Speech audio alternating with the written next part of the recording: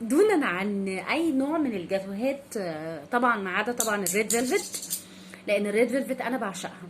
بحب حاجه اسمها البوله. لا انا على بقى فكره بحب البوله اكتر. انت دايما حاشره نفسك في اي فيديو انا بعمله.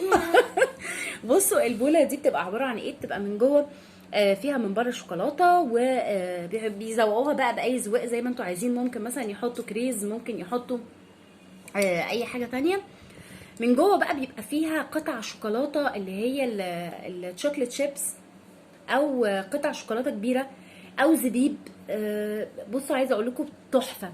فانا العشق الاول والاخير بالنسبه لي هي البوله دي، اسمها البوله.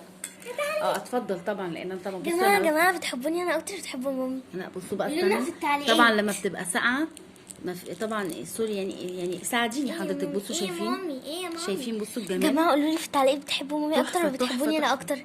بتحبوني انا اكتر، انا اكتر. انا هاخد دي بقى، ماشي؟ ماشي.